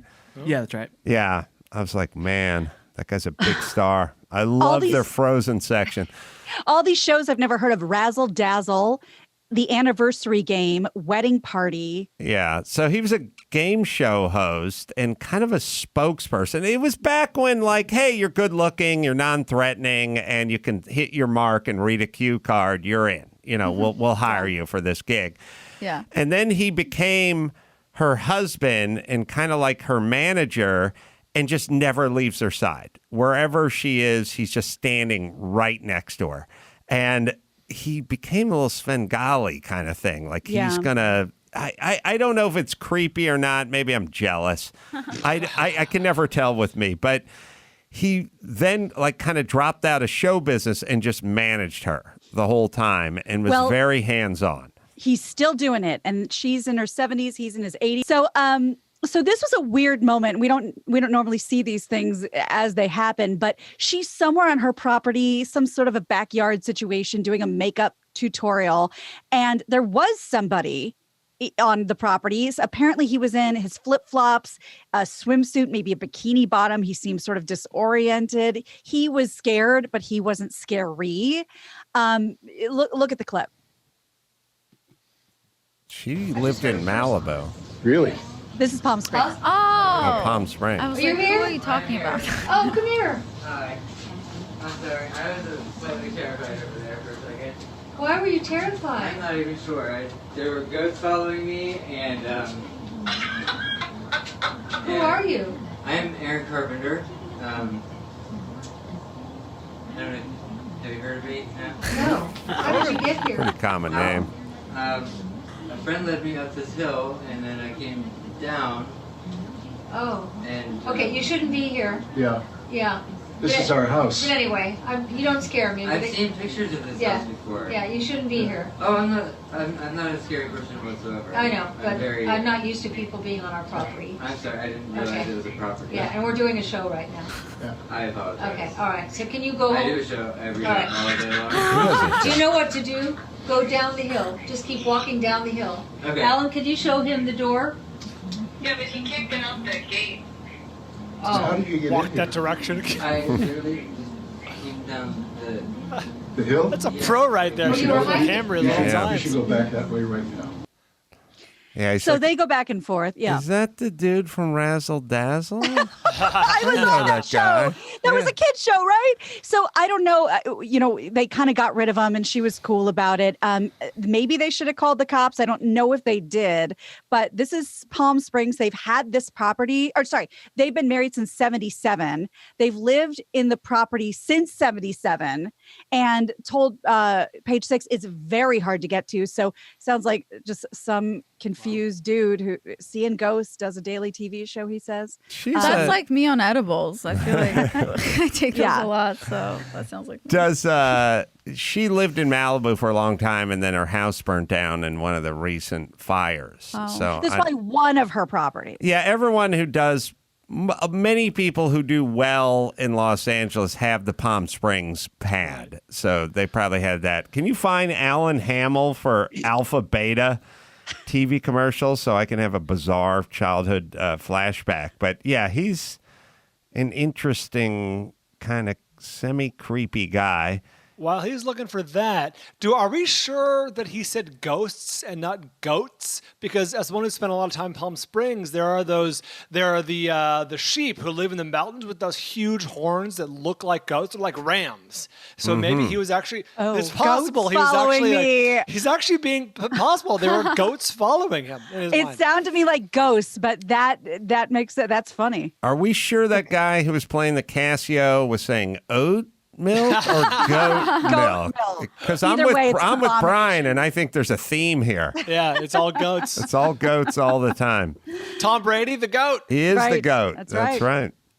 All right. All right. If you're still looking for that, He's we'll do looking. this. We have it. We have it? Yeah, oh, my God. Oh, thank God. What year is this? This is 81. 81. Oh, yeah. Alpha Beta, which is not where you want to end up. Well, all you need to know is that's where my dad used to shop when he was a bachelor for his 89-cent flank steak. But here's Alan Hamill for Alpha Beta. Hi, I'm Alan Hamill at an Alpha Beta market, and with me is... Hisai Beamet. Isai, how long have you been shopping at Alpha Beta? Almost 10 years. Why? Because I see a Non-stop, blue or stickers all over the did you ever store. go home? Are these the things that you buy? Mm-hmm. Have you been saving some money? Yes. That's really nice. Do you have a friend you'd like to tell? Yes. Go ahead, right out there. Okay. Keiko-san, いらっしゃい、アルファベータに。Domo arigato. Love it or leave it. Alpha What'd she say, Beta. I bet she said Extra cucumber. reduced prices.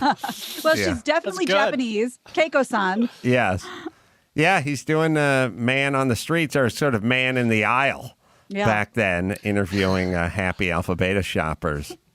Well, I've never heard of Alpha Beta. Oh, really? Alpha Beta It's a popular store. was, I guess when I was growing up out here, it was kind of, Gelson's was the top of the food chain. There was Erewhon, but that was for weirdos. There's you know what still I mean? Erewhon. Yeah, but now Erewhon's big. Very now it's fancy. for rich hipsters, Yes. but Erewhon used to be for weirdos, like the whole big pickle barrel full of busted up carob right in the Yep, front. You know, it was like real hardcore health food shit. Naturalists. So Erewhon was like an outlier, but it was Gelson's, Ralph's. You had your Bristol Farms up towards the top, I think. Bristol Farms didn't exist back in the Oh, day. That's a newish thing or newer thing. It was Gelson's is the top of the heap. Then it'd go like Ralph's, then maybe Safeway, then Lucky, then Alpha Beta. So they're at the bottom of the food chain. Adam. So it's called Alpha Beta because when they first opened up, they used a marketing concept where they organized the groceries in the store in alphabetical order. Oh, really? I love that. I love that. Insane. No. That's amazing. Terrible. I remember one of the banner days of my childhood is when the Alpha Beta in North Hollywood started carrying Tasty Cakes, which is a staple of Philadelphia. And my dad grew up in Philadelphia and didn't have a lot to look forward to in life. And at some point, we discovered that the Alpha Beta in North Hollywood was importing Tasty Cakes. So, fat to Sara Lee and fat to Entenmann's. Hostess and Entenmann's. We could finally get our hands on some Tasty Cakes, which are delectable, by the way. How could you guys poo-poo a concept where you're going into any Alpha Beta and you don't know how it's laid out because this is not your Alpha Beta, but you know where to find everything because it's alphabetized. I only know my Ralphs. I can do my Ralphs with a blindfold on, but I don't know other people's Ralphs. I don't know where anything is. Yeah. It's fantastic. One of my sad, unmarketable skills is being able to find anything in the grocery store from my years working in the grocery store. So I have a love for a well laid out grocery store. I don't cook. Alphabeticals for You the don't cook? phones. Can't really. Yeah, I don't cook. What do? You do the Grubhub? Yeah, I order food or I'll go on a date. So smart. I'm totally kidding. It's a joke. I don't even go on dates. Why not? Are you married? No. We should go on a date. Right. Yeah, I'm gonna do that. You should A couple do that. eligible Yeah. guys cross the glass there. Yeah, that's right. You got Dawson. Okay. All right. So anyway, Alan Hamill still going Yeah. strong Big after star. all these years. That's the lead I buried. I'm sorry about that.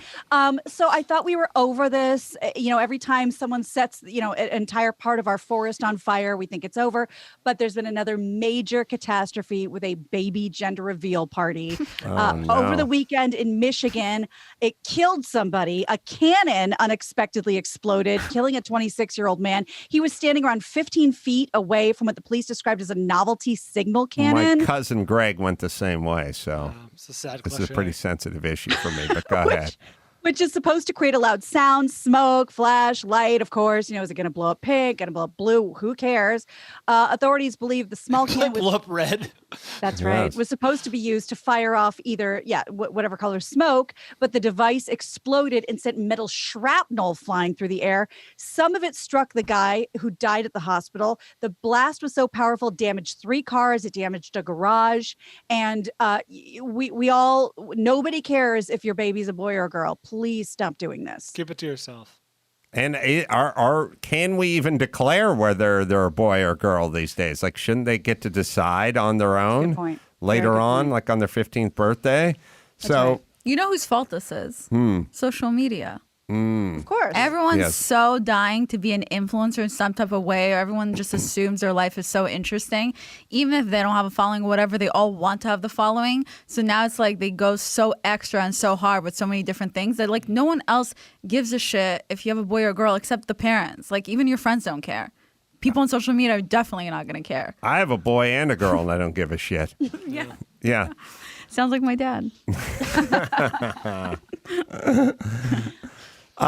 So, yeah, they must have filmed it. Must be an. It's evidence now. I was going to say there's nothing online, but they're probably going over it for the cops, I would imagine. All right, so shit out your own kids and keep it to yourself. I think that's the moral here. Unless you're an influencer. Unless you're an influencer. Okay. I'm kidding. Or you would like to become an influencer. Kidding. Well, and the woman who invented the gender reveal has gone on this crusade, almost like who wrote Jaws. She's gone on this crusade. Right. Stop doing this, please. I'm begging you to stop doing My creation. Yes. So this is something you can appreciate, Adam. You don't like waste. We don't. respect that about you. Mhm. And we've all been tricked into, baggage fees and stuff at the airport. And some of us have learned some tricks to avoid some of those baggage fees. So you can layer your clothes, you can put some things in a carry-on and move it around. But this guy may be the true hero. So some passengers at an airport in China sat and ate 66 pounds of oranges in less than half an hour after they were told that bringing the fruit on board would mean a $46 baggage fee. So instead of just throwing out 66 pounds of perfectly good food, the 4 travelers ate the oranges, sat there next to the gateway thing, and just sat and ate and ate and ate. And then once they were done, they got on board. They went full cool hand wook. Now that's something that should be on social media. I want to see that. I would Yeah, watch they don't that. have that was good. They don't have scabies now. I like They that. did before. The rickets. Well, and also I'm guessing scurvy. Oh my God! Getting Scurvy. my old diseases mixed Yes. Wait, I've gotten scabies before. Scurvy, but You've gotten different. scabies? From a millionaire, really big Viner girl. She gave me and I was like, I thought rich people would be better than this. And I got scabies before. It was really random, but I got it. How'd you get it? It was like a few Go slow. scissoring so close. No. It was a few years ago. And I'm not going to say who, but she was constantly filming like YouTube videos or Vine videos. She is like, and she's a really big, she has a large ass following. And when she was filming so much all the time, she was bringing, sometimes for a YouTube video, she would bring in animals too for the YouTube videos. So I don't know if the animals did it or what, but I remember a lot of times she would have people in and out, like in her, because they want to be in her YouTube video. She has 50 million followers. I don't know, like a lot. Is this Oprah? No, I wish. I would thank Oprah if she gave me scabies just for hanging out with me. No, so anyway, I forget what it was. Everyone always would sleep over, and maybe one night I finally said I was going to sleep over. Or I didn't. I don't remember. But then I remember something happened, and suddenly the girls started some of the girls of the house started scratching themselves a lot or whatever. And then her mother told us that they have scabies, and and I don't know, blamed my cat because I brought my cat one day, which, by the way, I researched it. Cats can't give scabies. They don't carry it. So then when I went home to not stay there, and I thought everything was fine, it wasn't a big deal. And then like a few days later, I kept scratching my feet. And I was getting like all these dots on my feet, on my legs. And then I called my mom. I asked her. My mom's from Russia, third world country. And she's like, Violeta, and she told me the name of it, scabies. And she's like, we used to get it in Russia when you have to share like a room with like 50 different people. And she's like, how did you get it? And I was like, this girl, she kept bringing farm animals. Anyway, we had to like burn down my sheets. I had to like change everything in my room, full on clean everything in my house. It was honestly the most disgusting thing. And I never forgave. It took me years to get over it. Because she was like this beautiful blonde girl with a ton of followers, millionaire, super rich. And it's like, God, all you have to do is shower. Does that get rid of it? Or does it prevent it? You have to be clean. Yeah, if you're cleaner, yeah, you'll probably be better. And apparently, homeless people get it a lot, and you get it in between your fingers and in between your toes. Yes, that's where I was scratching. It was in between my toes, in between my fingers. It was disgusting. And yeah, I had scabies, so I'm a survivor. Wow. Story started off with so much sexy potential, but it really that ended got unsexy quick. Really fast. Yeah. I still think I could work with it. I'll still try to work. I'll see if I can salvage something when I get home. Sorry. So what the hell were we talking about? Something about oranges. I don't know. It doesn't matter. Oh, yeah. Well, I was going to say that, we're from California. If you're from Florida or California, who cares about an orange? But maybe in China, that's a big deal. Yeah, it's a big get. That's a big get. Yeah. Mandarin.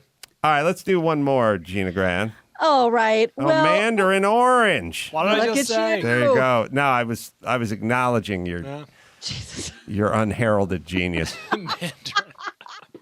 So eventually we'll go back to traveling, and it's nice. And some people are, and it's nice to sort of dream about what's coming next. JetBlue Airways has revealed the first major redesign of its Mint seats since the premium cabin's 2014 debut, and it's worth taking a look at because they have private suites that are pretty awesome. Whoa. So just go ahead and show them while I read this. So you're going to Good news, Gary. Yeah. Although I don't think it's pod shaped. I think you can still probably see over the top. Gotta do what you gotta do, Gina. The door is shutting. Wow. It comes out. The bed lays down.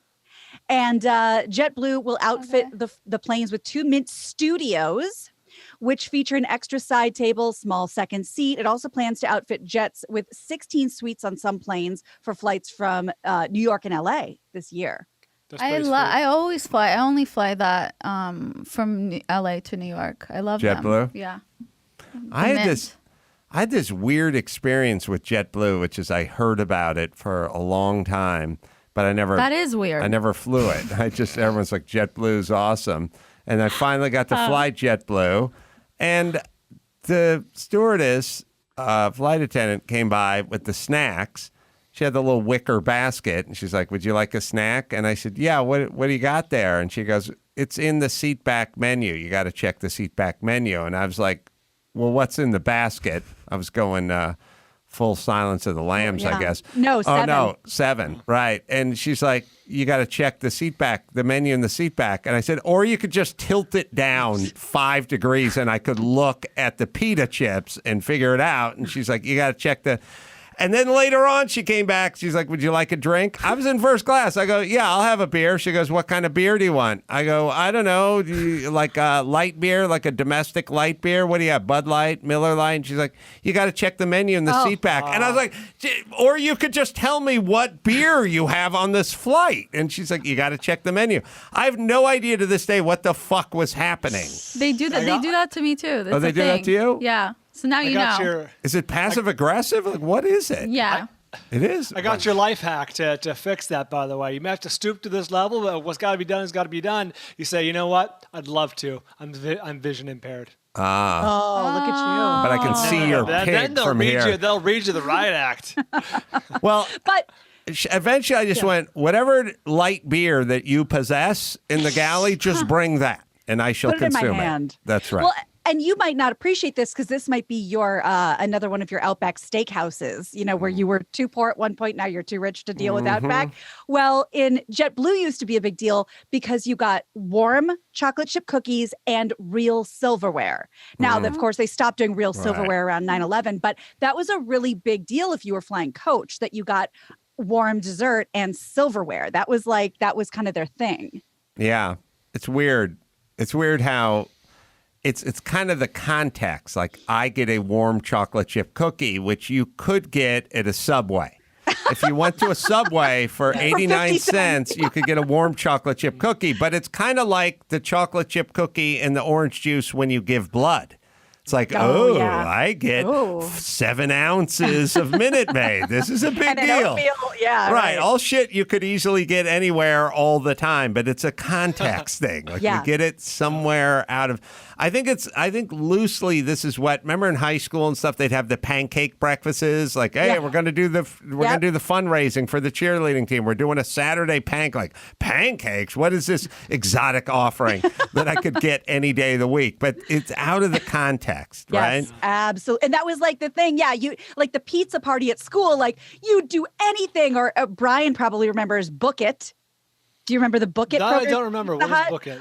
That's a big meme that, people of a certain age, probably my older brother showed me. Not me. Thank you. You read like 100 books, when you're in third or fourth grade. Some sort of, you want a pizza party or something. You get a coupon for a tiny personal pan pizza at Pizza Hut. Wow. And you would work your ass off for this one, 6-inch personal pan pizza. Yeah. Very American. Very American, Yes. right? Yeah. All right, let's bring it home, Gina Grad. You got it. I'm Gina Grad, and that's the news. Gina Grad. That was the news with Gina Grad. Well, last but not least, there's Geico. Do you own? Do you rent your home? Well, you'd probably do one or the other, and then you got your automotive policy, so you get the bundling with Geico. Geico makes it easy to bundle your homeowners and renters insurance along with your auto policy. It's a good thing, too, because you got so much to do around the house. So go to geico.com. Get a quote, see just how much you could be saving when you bundle at Geico. Visit geico.com today and get your bundle on at geico.com. All right, Oklahoma City, Bricktown Comedy Club. We're going to do live podcasts there February 26th, 27th, and then live stand-up there as well. Reno and Waukegan, Illinois coming up. Just go to amcarolla.com for all the live stuff. The podcast, Too Tired to Be Crazy, with Violet Benson. Available on Apple Podcasts, Spotify, and YouTube as well, and Instagram and Twitter at daddyissues_. Violet, am I missing anything? No, you're good. Thank you. This has been fun. I'm just happy to be here. Thanks for having me. Our pleasure. Come on back. Until next time, this is Adam Carolla for Violet Benson and Gina Grad and Bald Bryan saying mahalo.